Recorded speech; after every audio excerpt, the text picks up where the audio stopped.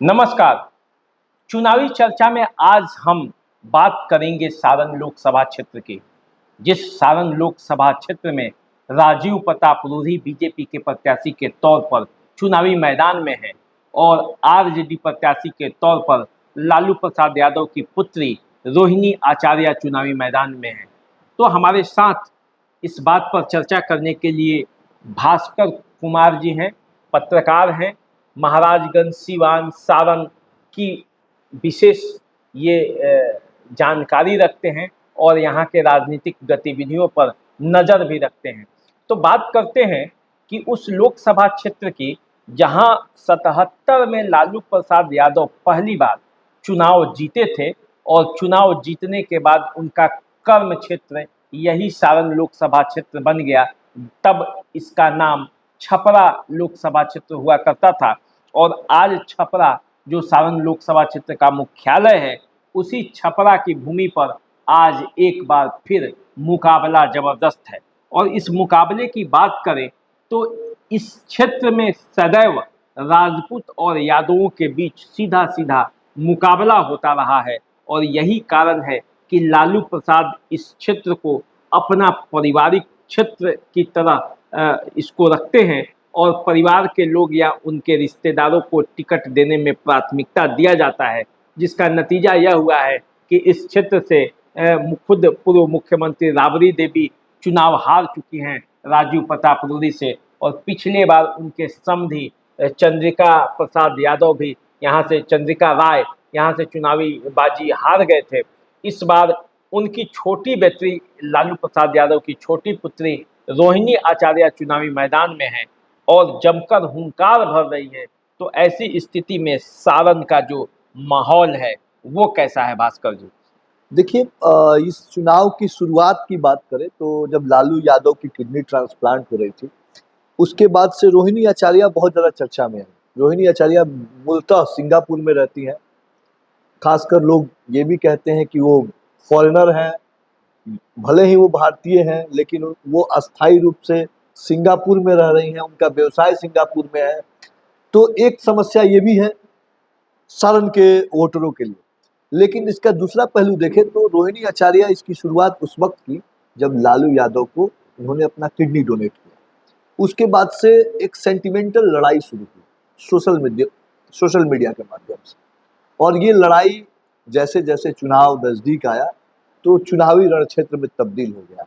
आज की डेट में रोहिणी आचार्य जमकर पसीना बहा रही हैं, आम जनों के बीच जा रही हैं, लोगों को ये समझाने की कोशिश कर रही हैं कि मैं सारण की बेटी हूँ, मैं भले ही सिंगापुर में रहती हूँ लेकिन सारण के लोग मेरे अपने हैं, मैं कभी सारण के लोगों को छोड़ के नहीं जाऊंगी। देखिए, ये तो हो गया। अब जो है, अब मामला ये है कि सारण में 20 तारीख को चुनाव होना है और 20 तारीख के पहले सारण का जो माहौल है वो पूरी तरह गर्म है। आरोप प्रत्यारोप का भी दौर है और इस बीच रोहिणी आचार्य के नामांकन को लेकर भी कई सवाल उठाए गए हैं और मामला यहाँ तक है कि हाई कोर्ट तक मामला पहुँचा है कि उनका नामांकन क्यों नहीं रद्द कर दिया जाए।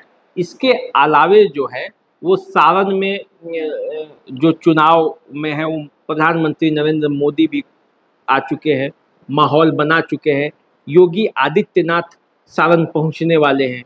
तो ऐसी स्थिति में बीजेपी इस पूरे सारण लोकसभा क्षेत्र को पूरी मुस्तैदी से लड़ रही है और किसी कीमत पर इस बार भी जो सारण का सीट है वो अपनी झोली में डालना चाहते हैं। देखिए, राजीव प्रताप रूढ़ी एक मजे हुए खिलाड़ी, बीजेपी के प्रवक्ता रह चुके हैं, मंत्री रह चुके हैं, अटल जी के सरकार में भी थे वो, और वो कमर्शियल पायलट भी, इस बात को समझिए, वकील भी। ऐसे में राजीव प्रताप रूढ़ी, एक तो वहाँ की जो लड़ाई है और ध्रुवीकरण समझिएगा, जब जातीय ध्रुवीकरण है, राजपूत बनाम यादव की लड़ाई होती है। ऐसे में लालू यादव एक तरफ, राजपूत वोटर उनसे नाराज है क्योंकि सारण में राजपूत के बड़े नेता प्रभुनाथ सिंह की बेटी की टिकट काट दी गई महाराजगंज से। एक पहलू ये है। वहीं दूसरी तरफ वैशाली में मुन्ना शुक्ला को टिकट देकर लालू यादव ने भूमिहार वोटरों को साधने की कोशिश की। अब कितने भूमिहार वोटर उनके पक्ष में जाएंगे या नहीं जाएंगे, ये तो वक्त देखिए वहाँ एक चोकर बाबा जो हैं वो भी चुनावी मैदान में भूमिहार जाति से जी। यहीं आते हैं, अमनौर के पहले विधायक रहे हैं और राजीव प्रताप रूढ़ी से उनकी विवाद, अदावत रही है। जी जी, कहा और यह जाता है कि राजीव प्रताप रूढ़ी ने उनको रिप्लेस करके मंटू सिंह को टिकट दिलाया। हाँ, और बंटू सिंह जीत भी गए जी। हालांकि।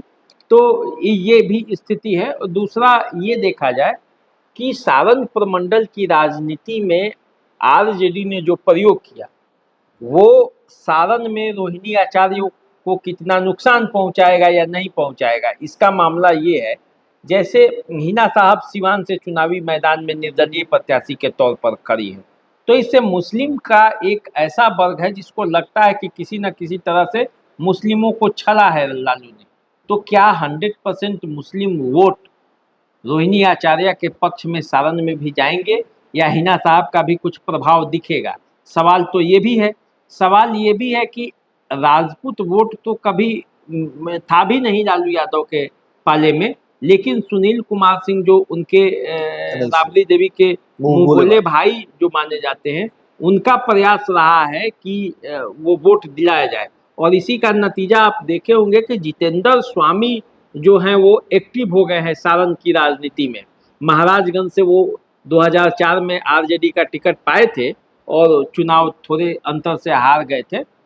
उसके बाद उमाशंकर सिंह को टिकट मिला था महाराजगंज से, उनके पिता को, और वो चुनाव जीते थे।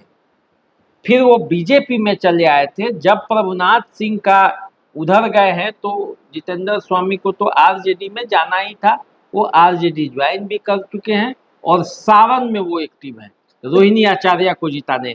तो इससे राजपूतों के वोटों पर कितना असर पड़ेगा जब दो राजपूत नेता लगे हैं, लेकिन वहीं पे राजीव प्रताप रूढ़ी भी चुनावी मैदान में है, तो मामला क्या बनता है? देखिए, कितना राजपूत वोट तो आपका इधर से उधर होने वाला है।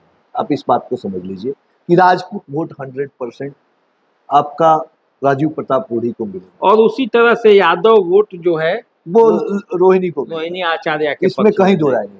जहां तक सवाल मुस्लिम वोट का है, देखिए मुस्लिम वोटरों के पास विकल्प नहीं है। मुस्लिम वोटर इस वक्त इस धोपच स्थिति में है कि वो बीजेपी को वोट दे, तब भी उन्हें कोई यह नहीं मानेगा कि उन्होंने बीजेपी को वोट दिया है। बात समझिएगा बड़ा गंभीरता से कि उनके पास भी कोई पक्ष नहीं है। अगर वो बीजेपी को वोट भी करते हैं तो उनके वोट को कोई मानने को तैयार नहीं है। ऐसे स्थिति में उनके पास एक ही पहलू बचता है कि वो आरजेडी की तरफ जाए।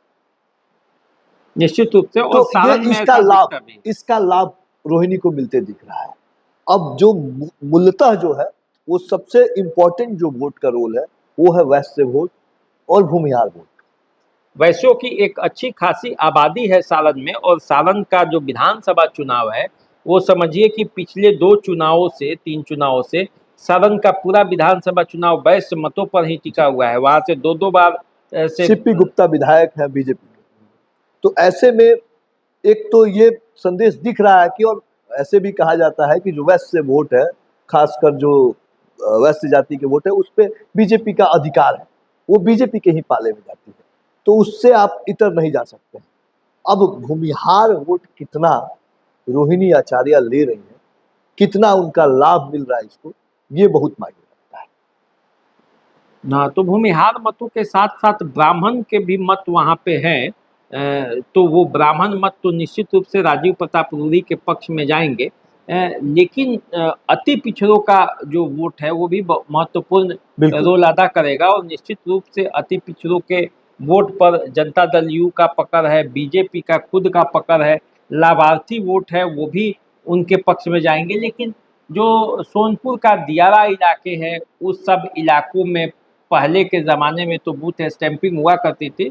आज के ज़माने में जब ईवीएम का समय आया है तो स्टैंपिंग तो नहीं होती है, लेकिन अच्छी खासी संख्या में वहाँ यादव मतदाता हैं, और उस दियारे इलाके में एक तरफा मत भी गिरता है। देखिए तो एक चीज, एक फैक्टर ये भी है कि राजीव प्रताप रूढ़ी पिछले 10 साल से एमपी हैं साहब। एक एंटी इनकम्बेंसी उनके प्रति था, लेकिन राजीव प्रताप रूढ़ी ने अपने को परिवर्तित किया है इस चुनाव। राजीव प्रताप रूढ़ी जो एक हाई प्रोफाइल नेता हुआ करते थे, आज वो काफी मेहनत कर रहे हैं। उनकी जो सभा करने का जो तरीका है, जो वो पहले कहा यह जाता था कि राजीव प्रताप रूढ़ी जब कहीं रुकते थे तो मिनरल वाटर से हाथ धोते थे, लेकिन अब राजीव प्रताप रूढ़ी आम जन से कनेक्ट हो रहे हैं, आम लोगों के बीच बहुत सारी वीडियो उनकी वायरल हो रही है। देखिए, अब ये सब बातें तो सामान्य हो गई। अब तो सामान्य आदमी मिनरल वाटर से हाथ धोता है जब निकलता है तो अपने गाड़ियों से। तो राजीव प्रताप रूढ़ी तो एक सांसद थे और पहले से भी वो इस चर्चा मामले हुआ में करता था, सक्षम क्योंकि था। जनता छोटी छोटी अब चीजों को ये पकड़ती है, ये चर्चा चुनावी होता है। मुद्दे हैं और इस मुद्दे पर लेके उन्हें घेरा जाता था। लेकिन ये भी आरोप लगे राजीव प्रताप रूढ़ी पर कि उन्होंने पर्सनली बहुत सारे डेवलपमेंट जो है, जैसे जो उन प्रधानमंत्री की सबसे महत्वाकांक्षी योजना थी स्किल डेवलपमेंट, उसके मिनिस्टर बने राजीव प्रताप रूढ़ी, लेकिन उस लेवल पे उन्होंने उसमें काम नहीं किया, जिसका खामियाजा ये था कि उन्हें मंत्रालय से हटा दिया। वो बातें अब पुरानी हो चुकी है। अभी जो मौजूदा ये है, बस दो ही चीज में लड़ाई है। एक तो मोदी के नाम पर और दूसरा जो है राजीव प्रताप रूढ़ी के काम पर या महागठबंधन के नेताओं के काम पर या महागठबंधन के नाम पर। यही लड़ाई है। दो धारा के बीच में सारंग की लड़ाई फंसी हुई है। एक धारा मोदी के पक्ष का है और दूसरा मोदी के विरोध का है। और इसी धारा के अंदर सारंग की पूरी लड़ाई धारदार है। इधर सरजुग का किनारा कहिए और उधर गंगा की धार कहिए, गंडक का किनारा कहिए, इसके बीच में जितनी भी लड़ाई है, उस लड़ाई में जो गरखा हो गया, आपको परसा हो गया, आपको मढ़ौरा हो गया, आपको अमनौर हो गया, आपको छपरा सारंग छपरा देखिए, विधानसभा क्षेत्र हो कहा गया, जाता है कि ये सब में जबरदस्त मुकाबला है। सारन जो है वो जयप्रकाश की धरती है और जयप्रकाश जी समाजवाद के प्रतीक थे। ऐसे में रोहिणी आचार्य जो है, उनके पास एक सॉफ्ट कार्ड है, इस बात को समझिए, जो इमोशनल कार्ड है एक महिला होने के नाते, और पर्सनल लेवल पे जो आम जन से वो काफी एक्टिव रहती है। पर्सनली सोशल मीडिया से लेकर यूथ है, महिला है और इंटेलेक्चुअल महिला है। चूंकि राजीव प्रताप काफी हाईली इंटेलेक्चुअल नेता है, तो उनके पैरेलल अगर कोई खड़ा दिख रहा है इस वक्त, तो रोहिणी आचार्य उनको टक्कर देती हुई दिख रही है। तो क्या लालू यादव का जो प्रयोग है वो सारण में सफल होगा या फिर असफल हो जाएगा और राजीव प्रताप रूढ़ी लगातार फिर से जीत जाएंगे? देखिए, लड़ाई बहुत टक्कर की है। यह कहना बड़ी जल्दबाजी होगी कि किसका पलड़ा अभी भारी होगा, क्योंकि अब 2 दिन शेष रह गए हैं चुनाव में। अगले 20 तारीख को सारण में चुनाव है। जहां तक जनता का है तो मन मुताबिक तैयार हो चुका है कि उसे कहाँ वोट करना है। वोटर अपने दिमाग में ये बैठा चुके हैं। अब यह जो है धीरे धीरे साउंड में तब्दील हो रहा है। अब इस बात को समझिए। हाँ, लड़ाई में कभी इधर पलड़ा भारी दिख रहा है तो कभी उधर पलड़ा भारी दिख रहा है, लेकिन कोई पक्ष में आप यह नहीं बोल सकते हैं कि अभी किसका हावी है और किसका कमजोर है। तो चलिए, सारण में जब 20 तारीख को चुनाव होगा, मतदान होगा, तब पता चलेगा कि असल में सारण की लड़ाई की जो गर्मी है वो कितनी है और वोटर अपने घरों से निकलकर किसके किसके पक्ष में वोट डालते हैं, वोट परसेंटेज क्या होता है और मतदाता किन मुद्दों पर चुनाव में वोट डालेंगे, ये तो पता 20 तारीख को चलेगा। और जब मतगणना होगा 4 जून को, तो असली रिजल्ट पता चलेगा कि जो दावे किए जा रहे हैं उन किनके दावों में कितना दम है। तो अभी इजाज़त दीजिए, चैनल को सब्सक्राइब कर लीजिए, फेसबुक इंस्टाग्राम पर फॉलो कीजिए। द देसी अड्डा और न्यूज़ 24 आप देखते रहिए। न्यूज़ 24 बिहार और भास्कर कुमार और राकेश तिवारी को दीजिए विदाई। नमस्कार। नमस्कार।